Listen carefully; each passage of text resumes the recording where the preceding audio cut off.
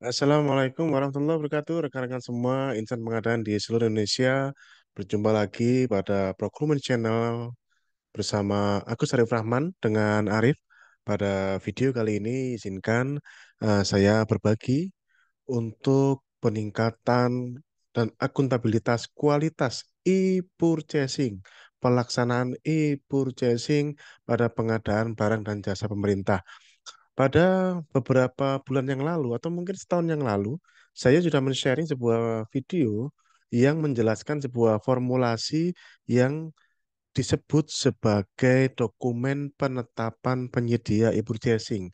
Pada prinsipnya, dokumen itu terinspirasi dari Peraturan LKPP nomor 9 tahun 2021 ya tentang pedoman pelaksanaan toko daring dan katalog elektronik yang kemudian diturunkan di keputusan Kepala LKPP nomor 122 tahun 2022 ya, tata penyelenggaraan katalog elektronik di mana pada tahapan e-purchasing terdapat tahapan yang kita sebut sebagai persiapan e-purchasing yang bisa dikatakan sebagai tahapan dari perencanaan dan persiapan e-purchasing sebelum melakukan transaksi e-purchasing, entah itu melakukan melalui negosiasi atau melalui mini kompetisi. Nah, pada video kali ini izinkan saya mengupdate kembali.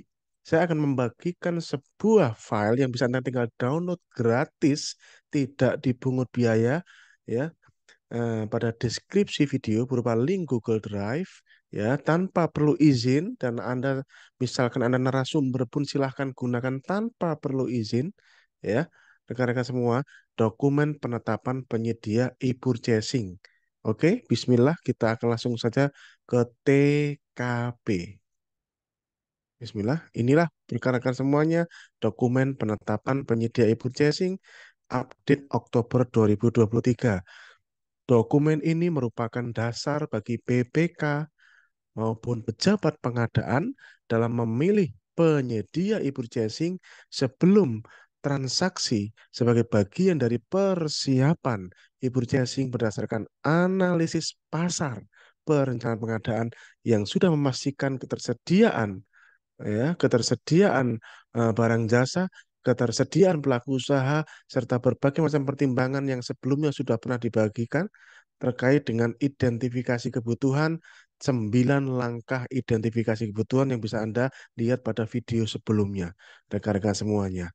Nah, berdasarkan dokumen identifikasi kebutuhan tersebut, apabila keputusannya tersedia melalui katalog LKPP, melalui e-purchasing, maka seharusnya Anda wajib menggunakan e-purchasing. Nah, sebelum Anda transaksi, sebaiknya Anda gunakan ini. Setidak-tidaknya, dokumen ini akan menjawab pertanyaan yang sering ditanyakan selama ini. Pak, kalau saya melakukan e-purchasing, suka ditanya sama auditor BPK, sama pemeriksa BPK atau APIP. Kenapa ya kok yang dipilih itu saja? Kenapa kok yang dipilih itu penyedia A bukan penyedia B? Kenapa kok yang dipilih penyedia B bukan penyedia A? Kenapa kok yang dipilih malah yang lebih mahal bukan yang lebih murah? Ya, ini adalah dokumen ini akan menjawab, menceritakan kronologis pertimbangan apapun oleh BPK, di mana dokumen ini akan kami berikan berbagai macam alternatif pertimbangan sekaligus memberikan wawasan kepada kita semuanya, ya, baik pelaku pengadaan maupun Anda para pemeriksa Badan Pemeriksa Keuangan, ya, ya, karena Anda membutuhkan pendapat, ya, Anda membutuhkan informasi dari kami para probity advisor, para fungsional pengelola pengadaan, ya, yang sudah memiliki kompetensi pengadaan barang jasa, apalagi eh, alhamdulillah, alhamdulillah tingkatan saya adalah tingkatan ahli media yang saat ini tertinggi di Indonesia, maka semestinya rekan-rekan semuanya para pemeriksa Badan Pemeriksa Keuangan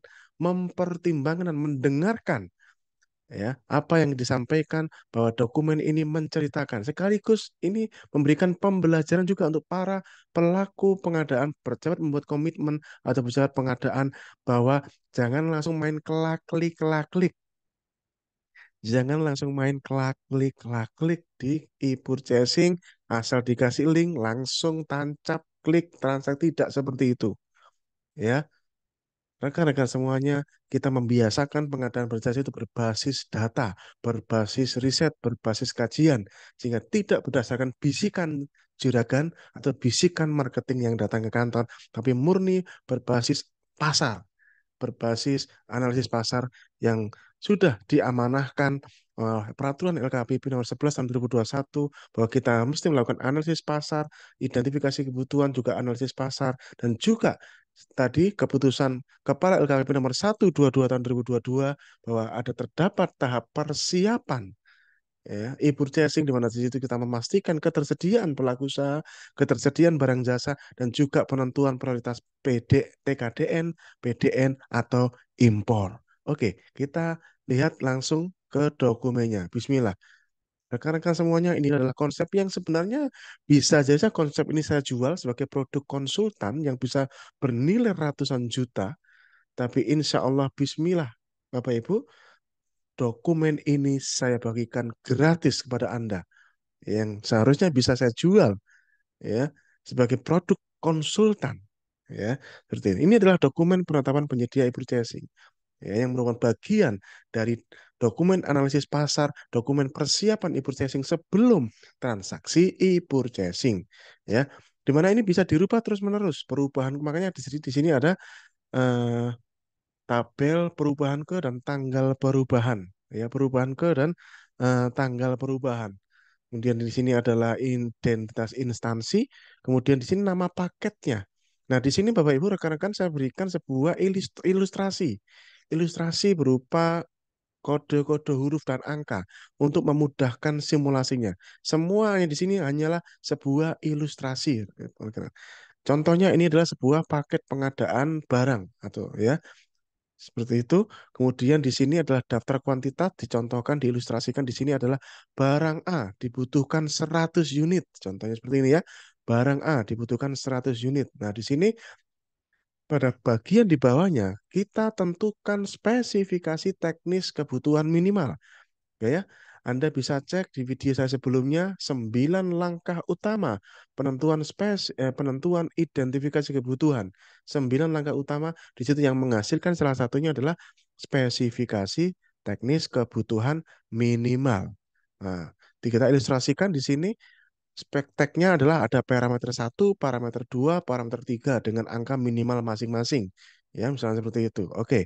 Kemudian di langkah berikutnya kita mengidentifikasi berbagai potensi pelaku usaha yang terdapat di katalog. Nah, inilah rekan-rekan semuanya, para PPK, para pejabat pengadaan, para pimpinan, ya, para pimpinan, bahwa Anda membutuhkan jasa dari fungsional pengelola pengadaan barang jasa. Sekaligus saya menghimbau sebagai Ketua Bidang Pengembangan Profesi dan Diklat pada Ikatan Fungsional Pengadaan Indonesia, bahwa para fungsional pengadaan, silahkan Anda menawarkan diri Anda untuk terlibat dalam menyusun dokumen ini. Ya, biasanya para PPK atau usaha pengadaan akan menyampaikan respon, nggak sanggup Pak kami melakukan ini, nggak sempat Pak melakukan ini, melakukan riset-riset seperti ini nggak sempat Pak. Oke, Anda tawarkan para fungsional, ya, karena fungsional pengelola pengadaan barang jasa di Indonesia 90% lebih berpengalaman sebagai pokja pemilihan. Saya ulangi, fungsional pengelola pengadaan barang jasa di Indonesia 90% lebih berpengalaman, ya, menjadi pokja pemilihan, di mana mata mereka, tangan mereka, pikiran mereka terbiasa untuk membandingkan antara satu hal dengan hal yang lain. Di otak mereka, mata mereka, tangan mereka terbiasa untuk membandingkan antara satu hal dengan hal yang lain, sehingga sangatlah layak apabila Anda mempertimbangkan bantuan dari para fungsional. Anda tugaskan fungsional untuk bisa membantu Anda mengisi dokumen ini, gitu. Oke, kita ilustrasikan berdasarkan kebutuhan tadi, parameter 1, parameter 2, parameter 3, misalnya begitu, ya. Kemudian nemulah misalnya 4 penyedia.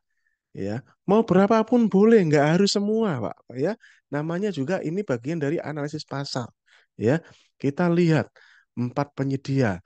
Penyedia A dengan link katalog satu, penyedia B dengan link katalog 2, penyedia C dengan link katalog 3, penyedia D dengan link katalog 4,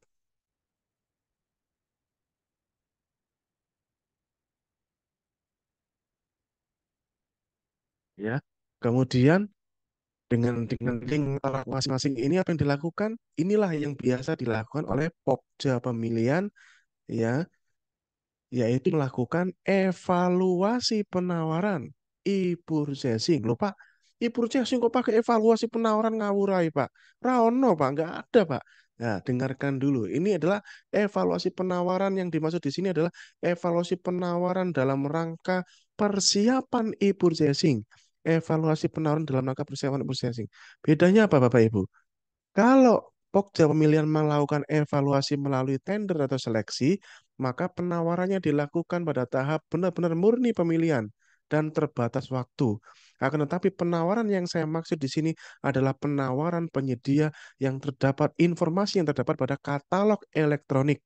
Segala hal yang terdapat pada katalog elektronik pada prinsipnya adalah penawaran penyedia, bukan? Rekan-rekan semuanya, bedanya adalah kalau tender seleksi penawarnya berbatas waktu dan dilakukan di tahap pemilihan. Akan tetapi penawaran di dalam e-purchasing tidak ada batas waktu sepanjang dia tayang, nongol, terpublish di e-purchasing bisa kita lihat dengan mata kepala kita sendiri, maka itu berstatus penawaran. Ya, hanya saja kita lakukan ini di tahap persiapan, masih belum di tahap e-purchasing. Ya, di mana di situ kalau PPK atau timnya misalkan diperbantukan kepada Javung-Javung tadi yang sudah biasa membandingkan antara penawaran eh, antar penawaran, maka yang dilakukan adalah seperti evaluasi penawaran yang biasa dilakukan seperti kayak Pokja, yaitu apa Pak? Membandingkan parameter teknis, spesifikasi teknis kebutuhan minimal di atas tadi ini dibandingkan dengan yang informasi yang tertera di pada katalog, ya, membandingkan parameter ini dibandingkan dengan informasi yang tertera pada katalog, ya. Kita contohkan di sini. Penyedia A dengan link satu dinyatakan lulus, ya. Keterangannya seluruh parameter teknis terpenuhi. Jadi parameter teknis 1, 2, 3 terpenuhi. Kemudian diilustrasikan penyedia B gugur karena tidak memenuhi parameter 2, misalnya begitu ilustrasinya. Penyedia C dengan link 3 gugur dengan hasil evaluasi tidak memenuhi parameter 1, misalkan ini. Ini parameter ini adalah sekali lagi ini adalah tahap persiapan e-purchasing, belum tahap pemilihan e-purchasing, ya, persiapan. Dimana ini bisa diperbantukan ke para Javung, ya. Lanjutkan lagi ilustrasinya adalah penyedia C dengan link katalog link 4 gitu ya. Diceritakan di sini lulus karena seluruh parameter teknis terpenuhi. Nah, seperti itu. Dan seterusnya seterusnya. Nah, dari tabel ini kemudian dilanjutkan lagi dengan tabel referensi pertimbangan penyedia katalog elektronik, di mana ini dilakukan hanya kepada yang lulus saja. Jadi yang gugur gak usah nih, lanjutin. Jadi penyedia B, penyedia C nggak usah, buat apa orang sudah gugur di sini, gitu ya, gitu ya.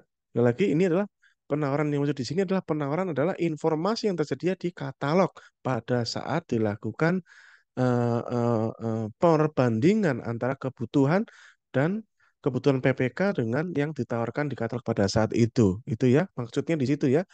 Nah, kita ceritanya akan melanjutkan dengan menganalisis, meng-RFI gitu ya, request for information, penyedia A dan penyedia D. B dan C nggak usah karena sudah gugur. A dan D ceritanya begitu ya nih ya. Penyedia A, kita lihat link satu. Oh, harganya Pak 1 juta. Ini ilustrasi ya. Harganya 1 juta. Kemudian informasi struktur bentuk harganya ini ada ceritanya gitu ya. Ceritanya ada. Tuh. Oke.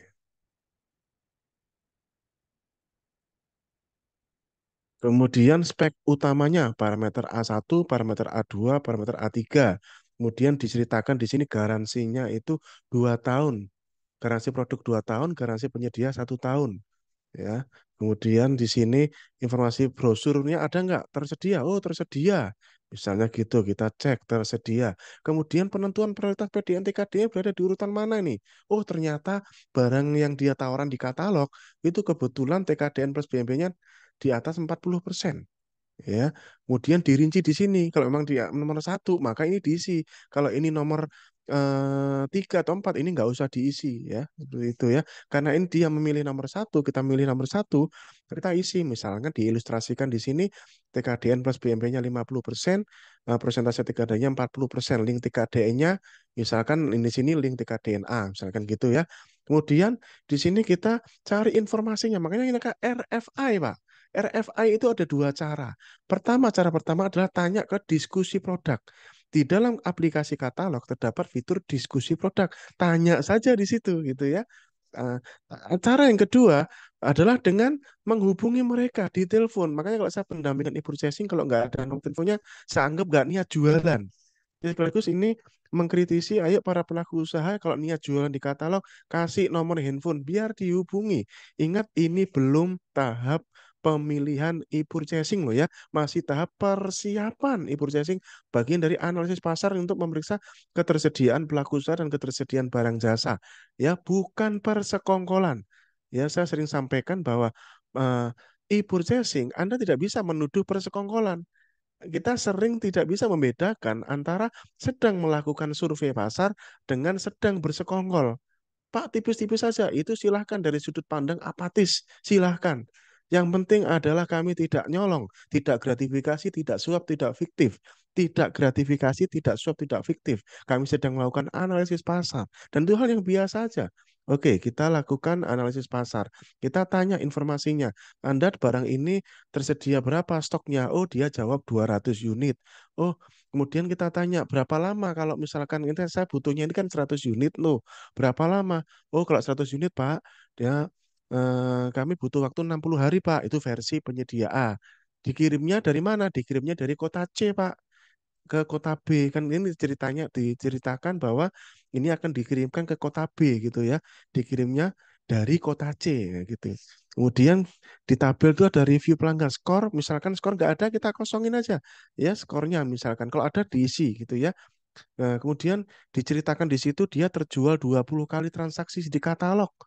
Ya, kemudian 10 kali di luar katalog, misalkan lewat tender atau lewat eh, yang lainnya. Kemudian 30 kali terjual dengan non pemerintah ya, dijual biasa. Kita minta terlampir informasi omset penjualannya, misalnya begitu.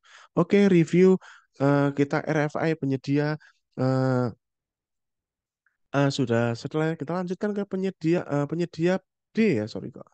Penyedia D. Karena penyedia D diceritakan menggunakan link 4. Harganya kalau tadi yang A 1 juta, ini ceritakan 1.050.000 misalkan. Informasi struktur mutu harganya ada nggak? Oh, ada, Pak. Nah, gitu. Misalkan ini sama-sama adanya lah ini ya. Ya, misalkan itu ceritanya ini sama-sama ada struktur pembentuk harganya gitu. Kemudian speknya apa? Speknya kita ceritakan parameter B1, B2, B3. Kemudian garansinya beda. Oh, garansinya ini 3 tahun, garansi produk 3 tahun, garansi penyedia 1 tahun. Nah, beda dengan yang tadi kan? Itu. Nah, kemudian diceritakan ini brosurnya ada nggak di dalam? Oh, ada, tersedia. Oke, kita cek di sini tersedia. Oke, kemudian prioritasnya PDN TKDN-nya berada di urutan berapa nih? Oh, ternyata sama-sama nomor satunya ini. Misalkan bisa jadi nanti dia di nomor 2 atau nomor 3 gitu ya. Seperti itu. Nah, ini sama-sama ceritanya ini sama-sama nomor satu misalkan gitu ya. TKD-nya di sini adalah 40%, ini 40%, linknya TKDN ini. Kemudian kita tanya, lu terus stoknya ada berapa lu? Oh, 300, Pak. Nah, karena saya butuhnya kan 100 nih. Bro, butuh waktu berapa lama? Ini ceritanya butuh waktu 40 hari nih, Pak. Oh, dikirimnya dari mana? Oh, dari kota A, Pak. Untuk menuju kota B, kami ngirimnya dari kota A, Pak. Tadi kan kalau yang penyedia ngirimnya dari kota C. Misalkan ini kita minta dikirim ke Jakarta, penyedia A dikirim dari Semarang, penyedia B dikirim dari eh, eh, Depok, misalnya begitu, ya kan? Ya, tadi nanti bisa bermacam-macam, Pak. Jadi waktu pengiriman. Nah, kemudian kita tanya lagi mengenai omset tadi. Oh, yang penyedia D ini sudah 10 kali transaksi di katalog, Pak, 30 kali transaksi di luar katalog, Pak. Jadi kalau di di luar katalog, kemudian 20 kali dengan non pemerintah, misalnya seperti itu, ya, dan seperti itu. Nah, akhirnya ini adalah keseluruhan dari tahap yang kedua ini, yaitu tahap referensi pertimbangan penyedia katalog elektronik. Nah, tahap yang ketiga adalah di sini disajikan sebuah analisis yang keren menurut saya, Bapak Ibu, yaitu kita sebut sebagai tabel pertimbangan prioritas keputusan pemilihan penyedia e-purchasing. Tabel pertimbangan prioritas kebutuhan pemilihan penyedia e-purchasing. Tabel ini akan mendasari keputusan akhir yang ada di bawahnya, yaitu adalah kita sebut sebagai tabel keputusan pemilihan penyedia katalog elektronik untuk bernegosiasi atau mini kompetisi nantinya. Ya, seperti itu. Terserah Anda mau mini kompetisi kayak mau negosiasi monggo. Kalau saya senang negosiasi gitu. Nah, di sini ada 7 pertimbangan. Ya, ada 7 pertimbangan yang disajikan dalam dokumen ini yang bisa Anda pilih terserah mau Anda prioritas mau berapa. Di sini Anda pilihkan urutan prioritasnya. Ini saya contohkan versi saya. Mungkin versi Anda berbeda. Versi saya prioritas beberapa urutan prioritas di sini pemenuhan spektek kebutuhan minimal. Kalau ini adalah tentunya yang paling wajib ya. Ya buat apa kita ngomong TKDN, kita ngomong eh, apa namanya, kita ngomong terjual banyak, speknya aja nggak memenuhi, nah nggak butuh gitu ya. Kita butuh spek yang memenuhi kebutuhan kita, bukan berpikir, oh pokoknya TKDN gede lah, speknya memenuhi spek minimal buat apa, Pak? Nah, seperti itu. Maka ini menjadi salah satu pertimbangan. Nah, di sini hebatnya Bapak Ibu di dalam dokumen ini sudah disajikan justifikasinya, Bapak Ibu.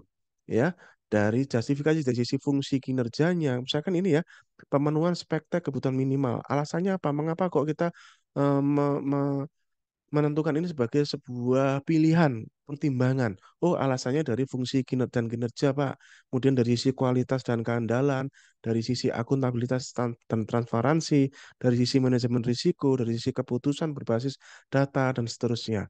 Kemudian pertimbangan yang lain lagi adalah pengalaman sejenis tertinggi atau terjual terbanyak. Bukankah kalau Anda beli di online shop, sama-sama katakanlah cari laptop misalnya gitu, sama-sama speknya mirip-mirip lah gitu. Mata Anda akan tertuju kepada toko yang mana kira-kira menurut Anda Bapak Ibu? Bukankah kita akan tertuju pada toko yang terjualnya terbanyak? Benar atau tidak? Sehingga inilah yang menjadi salah satu pertimbangan, yaitu pengalaman sejenis yang mirip, sejenis tertinggi, terjual terbanyak. Ya, memilih penyedia barang jasa berdasarkan jumlah dan nilai pengalaman sejenis tertinggi atau terjual terbanyak memiliki beberapa justifikasi yang penting. Dari sisi kredibilitas dan keandalan. Penyedia dengan track record yang telah terbukti dalam menghasilkan atau menjual barang jasa sejenis menunjukkan kredibilitas dan keandalan. Ini adalah indikator kuat bahwa penyedia tersebut memiliki kapabilitas untuk memenuhi kebutuhan proyek atau pengadaan Anda. Justifikasi yang lain adalah mitigasi risiko nih. Memilih penyedia memiliki pengalaman sejenis tertinggi atau terjual terbanyak akan membantu dalam mitigasi risiko. Risiko kegagalan proyek, risiko kualitas, risiko kepatuhan lebih rendah jika Anda bekerja dengan penyedia yang telah terbukti konsistensi dalam kinerjanya. Justifikasi berikutnya adalah efisiensi biaya dan waktu, ya, yang penyedia berpengalaman biasanya memiliki proses yang lebih efisien yang dapat mengurangi biaya dan durasi proyek. Mereka mungkin sudah memiliki solusi untuk potensi masalah yang dapat muncul sehingga mempercepat waktu penyelesaian dan potensi penghematan biaya. Justifikasi berikutnya adalah kualitas hasil nih, track record yang baik dalam pengalaman sejenis atau penjualan menunjukkan kemampuan penyedia untuk memberikan barang atau jasa yang memenuhi atau melampaui standar kualitas yang diharapkan. Ya, justifikasi lainnya adalah transparansi dan akuntabilitas nih. Pengalaman dan riwayat penjualan yang dapat diverifikasi membuat proses pengadaan lebih transparan dan mempermudah tugas audit dan evaluasi pasca pengadaan. Ini sesuai dengan prinsip probity dan standar etika dalam pengadaan. Kemudian justifikasi lainnya adalah keputusan berbasis data nih. Data historis mengenai jumlah dan nilai pengalaman sejenis atau penjualan merupakan alat yang kuat untuk analisis data. Ini yang memungkinkan Anda untuk membuat keputusan pengadaan yang lebih tepat dan didasarkan pada data empiris, bukan asumsi, bukan persepsi, bukan bisikan jeragan, gitu ya. Kemudian tuh timbang lainnya adalah kepatuhan terhadap regulasi itu dalam konteks Indonesia, mempertimbangkan track record dan pengalaman penyedia juga dapat membantu dalam memenuhi kepatuhan terhadap regulasi. Itulah salah satu pertimbangan yang penting buat saya adalah pengalaman sejenis tertinggi. Pertimbangan yang lain yang cukup populer biasanya oleh para PPK adalah harga terendah. Ya, harga terendah di antara para penyedia yang memenuhi spek kebutuhan minimal loh ya. Ini harus ada belakangnya. Jangan harga terendah tok ya speknya nggak memenuhi buat apa ya gitu ya. Nah, harga terendah itu justifikasinya apa? Kalau kita memilih harga terendah, justifikasinya tentunya efisiensi anggaran dong.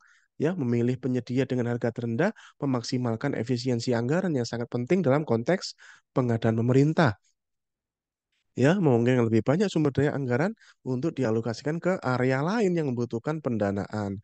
Justifikasi lainnya apa? Eh, Kepatuhan dan transparansi ada ya.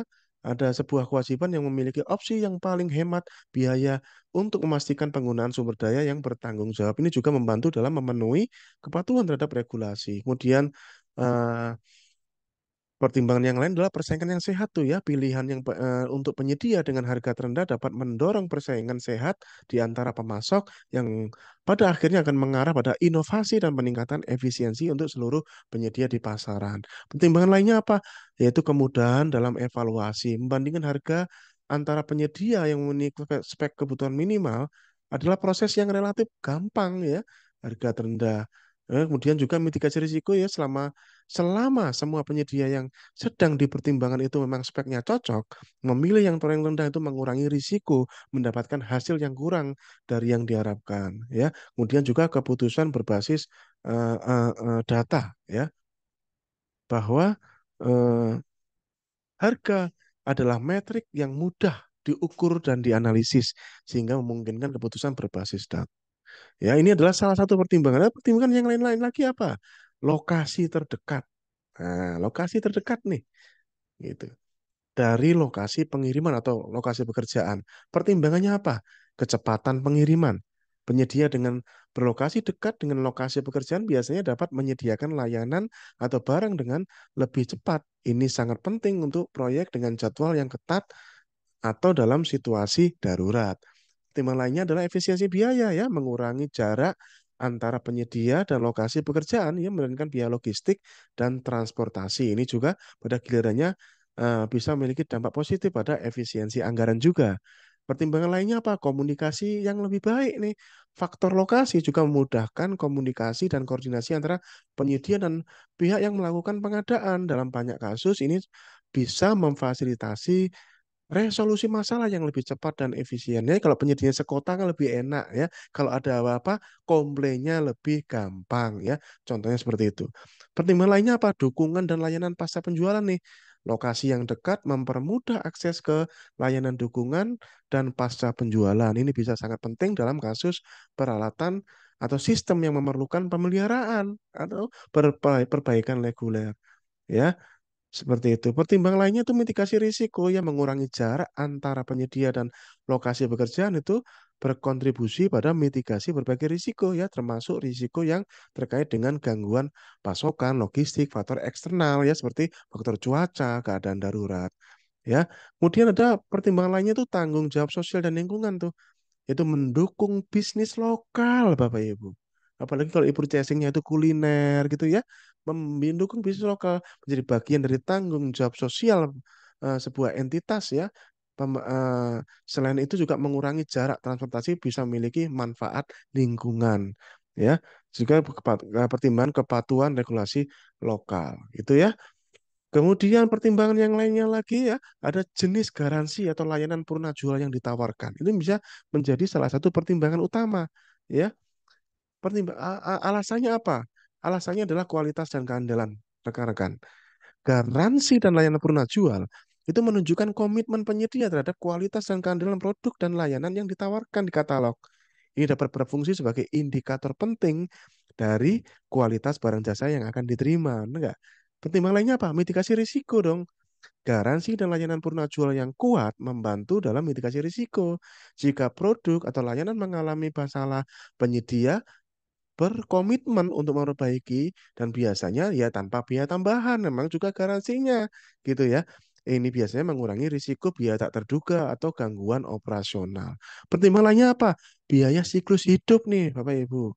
Ya, mempertimbangkan garansi dan layanan purna jual itu dapat memberikan gambaran yang lebih akurat tentang biaya siklus hidup BSUE ya, biaya selama umur ekonomis.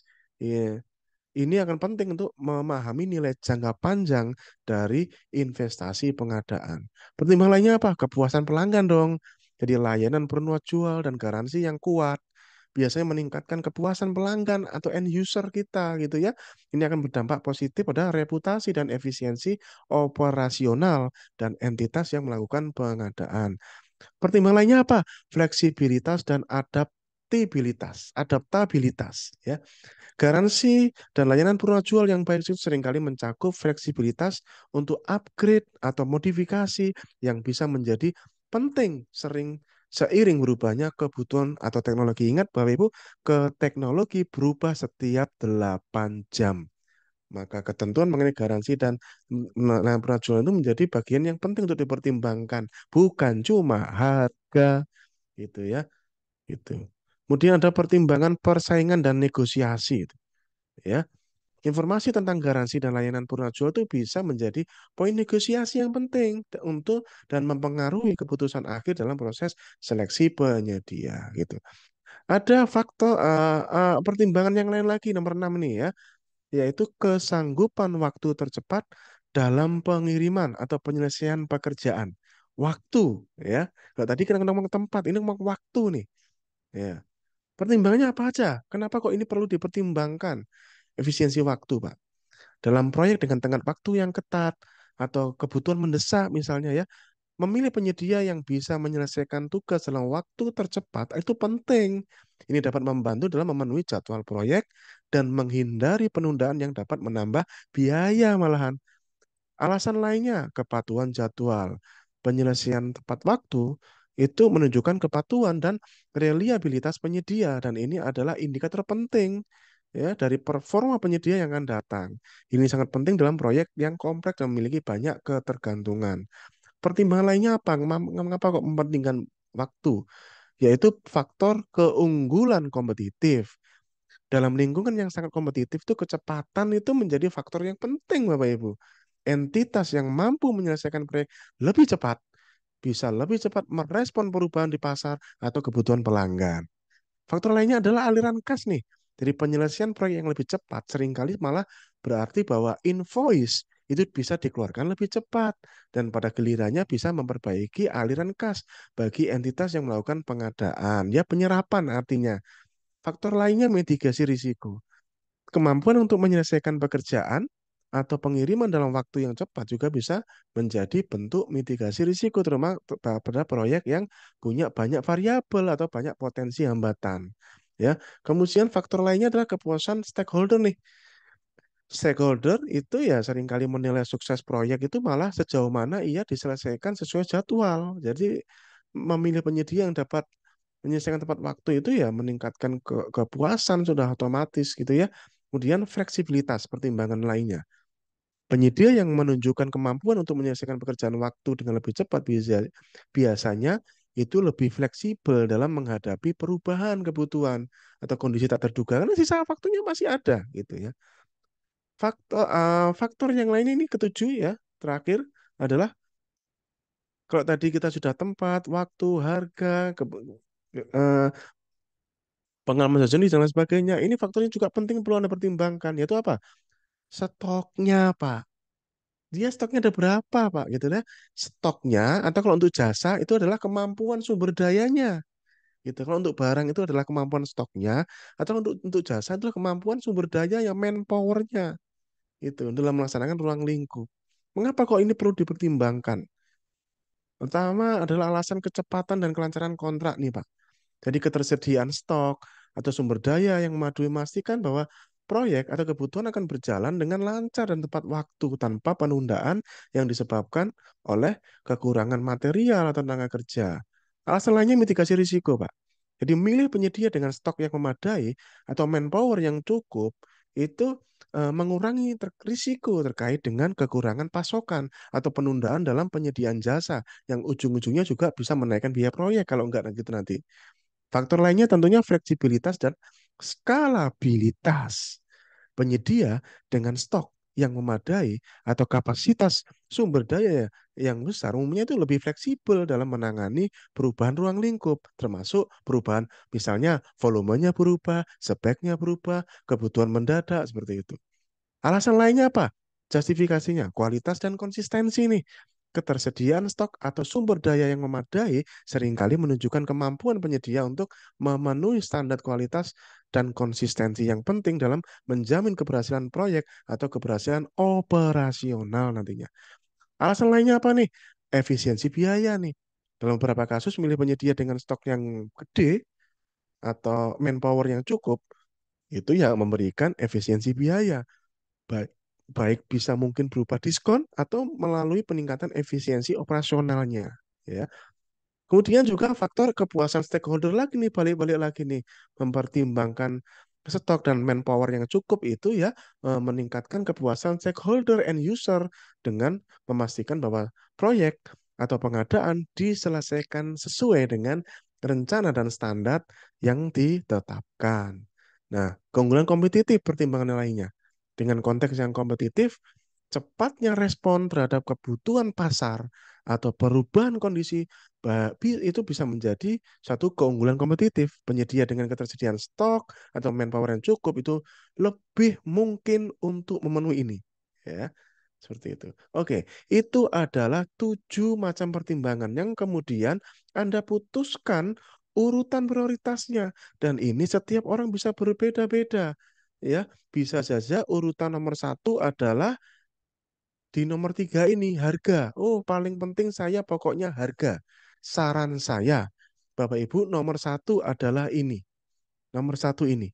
Pemenuhan spektek kebutuhan minat. Jangan sampai Anda beli barang yang speknya nggak cocok. Ibarat itu tender, sudah tahu itu gugur, tapi Anda menangkan. Itu. Seperti itu. Ibaratnya begitu ya. Seperti itu. Jadi pastikan ini nomor satu. Nomor 2 sampai 7 terserah Anda. Bapak Ibu, tapi nomor satu jangan Anda rubah. Pastikan bahwa speknya sesuai. Begitu. Pertimbangan berikutnya terserah. Kalau saya adalah kalau saya pendampingan itu pendampingan property advisor sebagai property advisor untuk e-purchasing saya selalu pertama pasti spek ya. Pertimbangan kedua pasti saya gunakan ini nih. Pengalaman sejenis tertinggi. Ya, alasannya sudah tadi dijelaskan, nggak usah dijelaskan lagi. Ya, kemudian eh, prioritas ketiga saya pakai ini nih. Nah, ini nggak berurutan ya. Lihat. Nah, ini nih. Prioritas ketiga adalah saya akan lihat setelah pengalaman sejenis tertinggi terjual terbanyak, kemudian saya akan lihat garansi mana yang paling kuat ya. Garansi atau layanan penjual mana yang paling kuat ya yang ada di katalog yang ditawarkan gitu. Prioritas keempat, saya akan mempertimbangkan ini kalau saya ya kesanggupan waktu mana yang paling cepat nih di antara pilihan-pilihan tuh ya ya kesanggupan waktu yang paling cepat gitu.